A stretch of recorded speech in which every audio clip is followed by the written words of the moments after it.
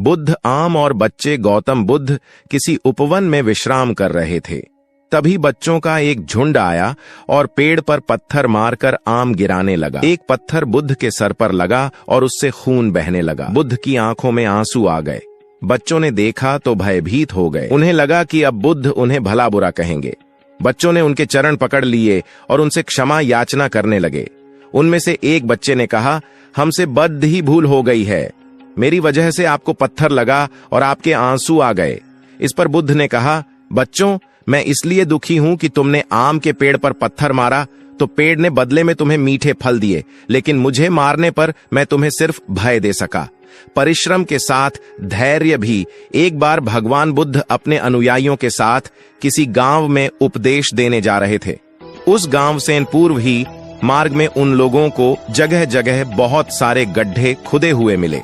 बुद्ध के एक शिष्य ने उन गड्ढों को देखकर जिज्ञासा प्रकट की, आखिर इस तरह गड्ढे का खुदे होने का तात्पर्य क्या है? बुद्ध बोले, पानी की तलाश में किसी व्यक्ति ने इतने गड्ढे खोदे हैं। यदि वह धैर्य पूर्वक एक ही स्थान पर गड्ढा खोदता तो उसे पानी अवश्य मिल जाता, पर वह थोड़ी देर गड्ढा खोदता और पानी न मिलने पर दूसरा गड्ढा खोदना शुरू कर देता। व्यक्ति को परिश्रम करने के साथ धैर्य भी रखना चाहिए। अमृत की खेती। एक बार भगवान बुद्ध भिक्षा के लिए एक किसान के यहाँ पहुंचे। तथागत को भिक्षा के लिए आया देखकर किसान उपेक्षा से बोला, श्रमण, मैं हल जोतता हूँ और तब खाता हूँ। तुम्हें भी हल जोतना और बीज बोना चाहिए और तब खाना खाना चाहिए। बुद्ध ने कहा, महाराज, मैं भी खेती ही करता हूँ। इस पर किसान को जिज्ञासा हुई। बोले, गौतम, मैं न तुम्हारा हल देखता हूँ, न बैल और न ही खेती के स्थल। तब आप कैसे कहते हैं कि आप भी खेती ही करते हैं? आप कृपया अपनी खेती के संबंध में समझाएं।